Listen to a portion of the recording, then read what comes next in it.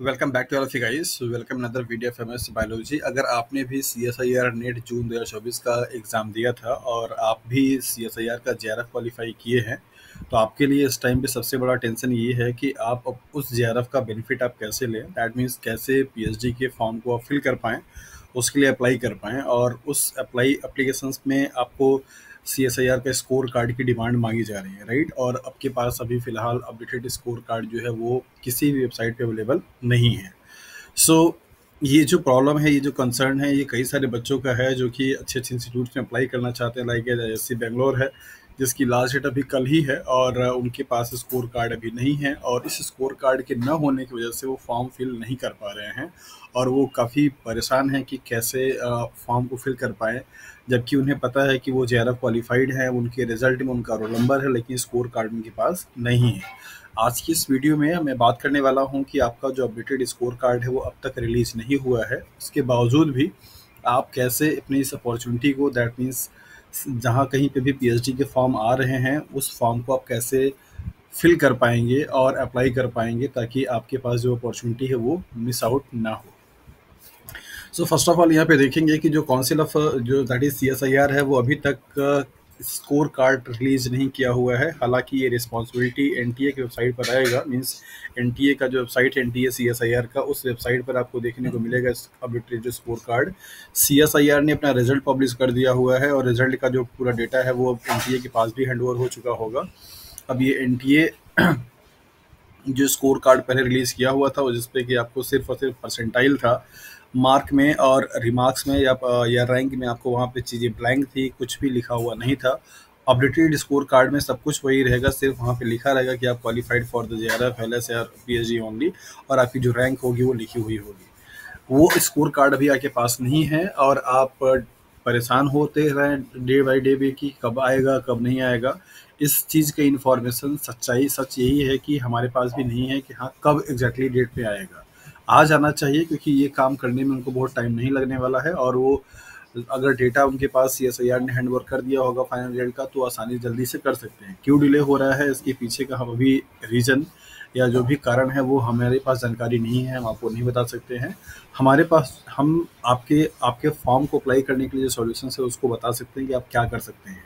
Like as जो भी candidates ISC Bangalore का फॉर्म फिल करना चाहते हैं, उनके लिए जो लास्ट डेट है वो बेसिकली यही है, दैट मीन्स 24 अक्टूबर ही है। और आप इस फॉर्म को अप्लाई करने के लिए जब आप फॉर्म फिल करेंगे तो आपको वहाँ पे सीएसआईआर का रिजल्ट मांगता है या सीएसआईआर स्कोर कार्ड मांगता है। अभी के लिए फ़िलहाल जो आपका अगर आपने जेआरएफ क्वालिफाई किया हुआ तभी आप अप्लाई कर पाएंगे। और अगर आप जेआरएफ क्वालिफाई हैं तो आपका अभी का जो स्कोर कार्ड है, जिस पे कि आपका परसेंटाइल मेंशन किया हुआ होगा, उस स्कोर कार्ड को आप क्या कीजिए, अपलोड कर दीजिए और अपलोड करके अपने फॉर्म को फिल कर लीजिए। और जब आप शॉर्टलिस्ट होंगे इंटरव्यू के लिए, शॉर्ट लिस्टिंग जब की जाती है स्क्रीनिंग करने के बाद, ये सारे रिसर्च सेंटर को, यूनिवर्सिटी को भी पता है कि सीएसआईआर ने अभी फाइनल जो स्कोर कार्ड है या फिर उनका जो सर्टिफिकेट है वो इशू नहीं किया हुआ है। तो आपका ये वाला जो स्कोर कार्ड है जिसपे कि आपका पूरा डिटेल है, मीन्स नेम है, एग्जामिनेशन में आप क्लियर हुए हैं, कितना परसेंटाइल है, ये सब कुछ है और मेन इंपॉर्टेंटली रोल नंबर है। और उसी रोल नंबर से ही जो रिजल्ट है पीडीएफ में, वो रोल नंबर एग्जिस्ट करता है।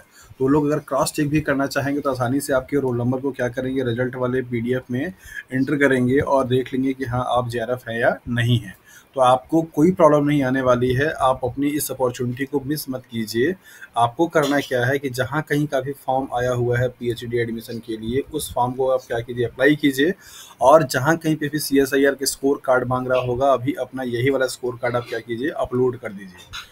और उसके बाद वो 1 महीने के आसपास में आपको क्या करेंगे, शॉर्ट लिस्ट करेंगे इंटरव्यू के लिए। शॉर्ट लिस्टिंग के टाइम पे आप जब इंटरव्यू देंगे, इंटरव्यू के बाद आपको फिर क्या किया जाएगा, डॉक्यूमेंट्स वेरिफिकेशन किया जाता है। तब तक बड़े आसानी से आपके पास अपडेटेड स्कोर कार्ड क्या होगा, आ जाएगा और उससे प्रॉब्लम आपको नहीं होगी। आप कुछ गलत नहीं कर रहे हैं, आपके पास एविडेंस नहीं है, इसमें आपकी कोई मिस्टेक नहीं है। ये जो एजेंसीज हैं इन्होंने स्कोर कार्ड अभी तक नहीं दिया हुआ है, तो उसका खामियाजा भी आपको भुगतने नहीं पड़ेगा। आपका जो रोल नंबर है वो रोल नंबर आपके उस स्कोर कार्ड में भी है, वही रोल नंबर आपका जो फाइनल रिजल्ट है उसमें भी है। तो अगर आप जेआरएफ क्वालीफाई हैं, तो जहाँ कहीं भी हम अप्लाई करेंगे वहाँ का जो फॉर्म की स्क्रीनिंग की जाती है, वो लोग आपके रोल नंबर को डाल करके सीएसआईआर के रिजल्ट में फाइंड करेंगे और देखेंगे कि आपका जेआरएफ है या नहीं है। तो आपको कोई प्रॉब्लम होने वाली नहीं है। तो आपके पास प्रॉपर प्रूफ है, एविडेंस है कि हाँ आप जेआरएफ क्वालीफाई हैं, और उस स्कोर कार्ड को ही लेकर के आप अपलोड करके फॉर्म को फिल कीजिए और विद इन 1 मंथ आपको शॉर्ट लिस्टिंग की जाएगी। लकली अगर आप शॉर्ट लिस्ट होते हैं इंटरव्यू के लिए, तो आप अच्छे से इंटरव्यू दीजिए, और उस टाइम के बाद जब आपको डॉक्यूमेंट्स वेरिफिकेशन के लिए मांगा जाएगा, तब तक आपका आसानी से आ चुका होगा। नहीं भी आएगा, उस केस में भी आपको क्या मिलता है, अंडरटेकिंग फॉर्म मिलता है, और उस अंडरटेकिंग फॉर्म को फिल करके आप 3 महीने का समय ले लेते हैं कि 3 मंथ के अंदर में हमारा स्कोर कार्ड आ ही जाएगा, तो हम दे देंगे। और ये सारी इन्फॉर्मेशन सीएसआईआर और एनटीए की जो इन्फॉर्मेशन है, ये सभी आपके रिसर्च सेंटर को एज वेल यूनिवर्सिटी को भी पता है कि हाँ अभी तक फाइनल स्कोर कार्ड नहीं आया है, उसमें आपकी कोई फॉल्ट नहीं है।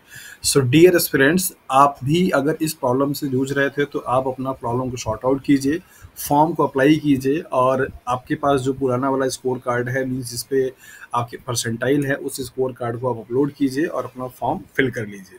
अब इसके बाद भी अगर आपकी कोई प्रॉब्लम है पीएचडी के फॉर्म को लेकर के कि हाँ कैसे क्या करना है, तो अपने प्रॉब्लम को कमेंट सेक्शन में मेंशन कर सकते हैं। उसके लिए जो भी प्रॉब्लम पॉसिबल सॉल्यूशंस होगा, हम आपको ज़रूर रिप्लाई करेंगे। So thank you for watching this video.